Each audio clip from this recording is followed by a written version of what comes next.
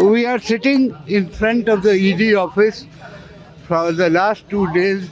RJD leaders have been sitting in support of yesterday Laluji. Today they're sitting in support of Tejashwi ji. I have with me Dr. Chandrasekhar Yadav. He was education minister at that time and created a lot of controversy. Chandrashekhar ji, अभी इस टूट के बाद 3 नेता का नाम JDU वाले लेते हैं जिनके चलते ये रिश्ता बढ़ नहीं सका। एक सुधाकर, एक आप और बाबू सुनील सिंह। सुनील सिंह आपका और जगता बाबू का बेटा का शेखर। इसके बारे में आपको क्या कहना है? ये जो लोग बोलते हैं, हाँ बिहार असेंबली के फ्लोर पर मेरा डिबेट है, हाँ और विद डॉक्यूमेंट है, विद प्रूफ है। हाँ। किसी ने क्यों नहीं चैलेंज किया? किसी को चैलेंज करनी चाहिए थी ना। बिहार विधानसभा के फ्लोर पर मेरा डिबेट है और विद डॉक्यूमेंट में गया था, तो जब उस पर तो किसी को चुनौती मेरी स्वीकार करनी चाहिए था, वो डिबेट कराना चाहिए था। आप जो आने वाले थे बिहार लोग, वो भी नहीं आए। ये पूरा लब्बो लबाब ये है, ये डरे हुए लोग हैं।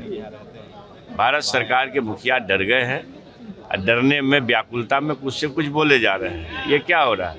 परसों सरकार गिरी, कल सीबीआई ने इंट्रोगेट किया 10 घंटा। क्या मामला है भाई? एक ऐसा व्यक्ति जो जानती है देश दुनिया के लोग, जो टूट सकता है, झुक नहीं सकता है।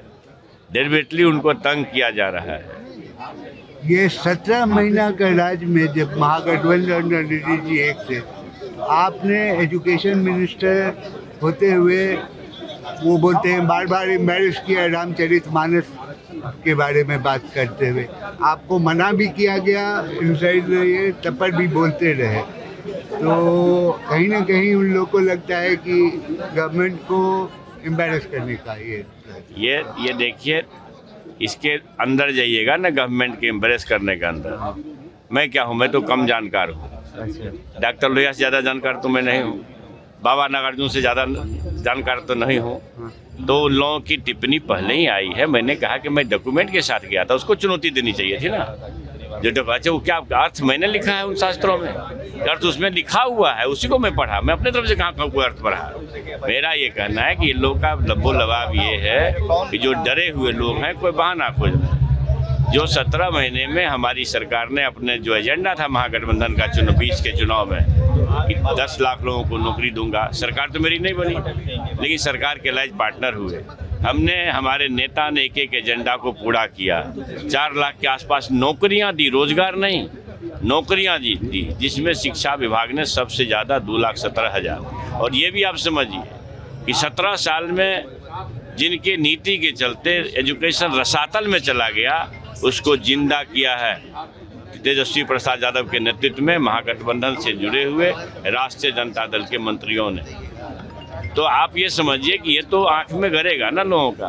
फिर लोग तोड़े क्यों हैं, तो उसका पता कर लीजिए। गब्बू सिंह को ईडी इंट्रोगेट किया था, उनके वो राधाचरण सेठ को इंट्रोगेट किया था, कारो सिंह को इंट्रोगेट किया था या करने वाला था।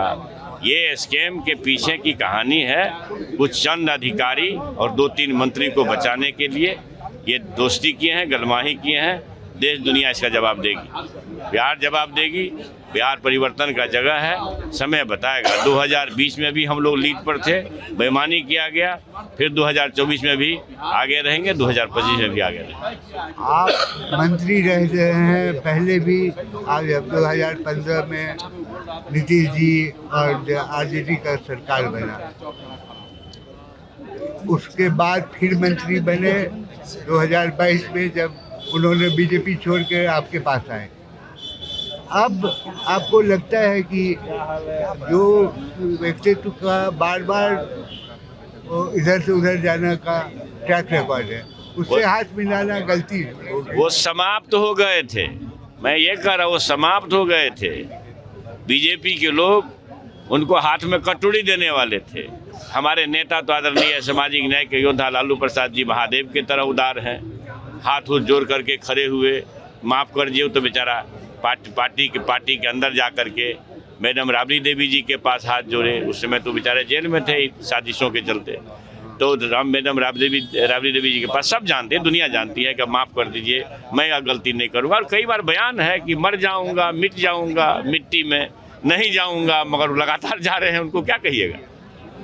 आप जब एजुकेशन मिनिस्टर थे, जब से उन्होंने प्रिंसिपल सेक्रेटरी के पाठक को रखा, तब से आपका वहाँ पर लगता है कि आपका जो प्राइवेट सेक्रेटरी था उससे एक बार रिटर्न इंटरव्यू हुआ। आपको लगता है वो सब चीज वो देखिए, जानबूझ के आपको मिनिस्टर को ह्यूमिलेट कर रहे हैं। वो नहीं, वो सब तैयारी थी उन लोगों की कि कैसे हम कोई रास्ता निकालें छोड़ने का। मिला नहीं रास्ता। ये आप पता कर लीजिए ना कि भाई बीपीएससी से बहाली गई शिक्षकों की, जो प्रथम नियुक्ति हुई TR1 में, उसमें जिसका नाम आप लिए उसका कोई योगदान है क्या उसमें? 1,70,000 वैकेंसी थी, 1,25,000 का सिलेक्शन हुआ और 1,10,000 के आसपास नौकरी मिली लोगों, 1,70,000 का। तो मेरा ये कहना है कि उनकी कोई का योगदान था न, तो ये रिक्ति का याचना देने में थे, न नियमावली बनाने में थे। तो ये कोई महिमा मंडित करने वाले गैंग चलता है वहाँ। आकंठ भ्रष्टाचार को बचाने के लिए वो तरीपार के साथ गए, वो 56 इंची वाले के साथ गए हैं, 2-2 करोड़ लोगों को नौकरी देने वाले के साथ गए हैं, 100 दिन में 15-15 लाख हटाने वाले के साथ गए हैं, 2022 तक किसानों की आय दुगुनी करने वाले के साथ गए हैं। और सीमा सरहद का हाल क्या है तो उसकी छिपा हुआ है। डोकलाम का क्या हाल है, लेह लद्दाख का क्या हाल है। आपको जब मना किया तो हमको जब एक रिपोर्ट देखे लालू जी भी आके समझाए कि ये सब मत बोलिए, उस समय आपको नहीं, मेरी बात समझिए। मैंने कहा ना कि मेरा तो ज्ञान कम है ना, मैं कम ज्ञानी हूँ, मगर बाबा नागार्जुन तो ज्ञानी है ना, उनको पढ़ लीजिए ना, डॉक्टर लोहिया को पढ़ लीजिए ना। आप अगर किसी के बारे में कहीं भी कोई टिप्पणी गलत करेंगे तो उस पर तो उंगली उठेगी ना भाई। और उस समय आपको लगा था कि नीतीश जी छोड़ के बीजेपी ज्वाइन कर सकते हैं? क्यों लगेगा? वो तो क्यों जा रहे हैं हम लोग सब देखिए था। आप पता कर लीजिए ना कि भाई गब्बू सिंह किन से जुड़े हुए हैं, कारू सिंह किन से जुड़े हुए हैं, वो राधाचरण सेठ किन से जुड़े हुए हैं, क्यों ईडी इंट्रोगेट किया, क्यों चुप हो गया, ये सब उसके साथ इसका पता चल जाएगा। दिल्ली में बैठ करके इनके जो दलाल लोग हैं, बीजेपी के दलाल, वो इन लोगों को ले गए हैं SKM से ही बचाने का उपाय करने के लिए। खुलेगा आज न कल तो खुलेगी ना बात है। आपको ऐसा लगता है कि आप जब बोल रहे थे सब कोई डांट रहा है एहसान खोलने के लिए, अभी आपको लग रहा है कि सही बोल रहे थे जो बाद में हुआ? अभी आप जब ये सब बोल रहे थे रामचरितमानस के बारे में और ये सब, उस समय आप पर प्रेशर पड़ा कि ये सब नहीं बोलने के लिए? नहीं, ठीक है। मेरे ऊपर कभी प्रेशर न पड़ा है। हो सकता है मुखिया के मन में होगा, मेरे ऊपर कभी प्रेशर। मेरा ये कहना है कि भाई जिन चीज़ों को हमसे पूर्व के हमारे सामाजिक न्याय समाजवाद के पुरखों ने उठाया है, उस सत्य को तो मैं विधानसभा के फ्लोर पर ले गया। मैं बार बार कह रहा हूँ, उसको कोई चुनौती देना हिम्मत है तो भाई विधानसभा के फ्लोर पर तो मेरा रिकॉर्ड पर है ना जी, सब कुछ देख तो लीजिए, उसमें क्या गलत है। देखिए, भगवान को बेचने वाले लोग, भगवान के नाम पर व्यवसाय करने वाले लोग, भगवान के नाम पर राजनीति करने वाले लोग को दर्द है। आप तो मधेपुरा से आते हैं, यहाँ पर एक पुराना कहावत है, रोम पोप का यादव गोप का। नहीं, ऐसा नहीं है। ये कहावत लोग गढ़ते हैं।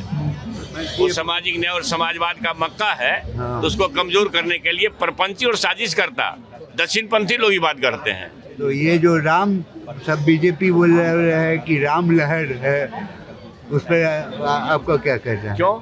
लोग जान रहे हैं कि भगवान जी को बेच रहा है लोग, तो उनका लहर कैसे होगा? राम राम बताइए तो शंकराचार्य क्या बोल रहे हैं कि भाई नियम विरुद्ध, नीति विरुद्ध, शास्त्र विरुद्ध किए हैं, और एक व्यक्ति भगवान जी को घुसाएंगे। देखे हैं कि नहीं फटुआ है? बच्चा से मतलब राम लाला को ले जा रहे हैं एक आदमी, मना अभी भगवान जी की यह स्थिति हो गई कि कोई दूसरा ढो रहा है उसको। अरे भैया भगवान को बेचना बंद करो, देश देख रहा है। भगवान आस्था की चीज है, मंदिर आस्था की चीज है, मगर वो व्यवसाय और राजनीति करने की चीज नहीं है। चंद्रशेखर जी बहुत बहुत धन्यवाद हमसे बात करने के लिए।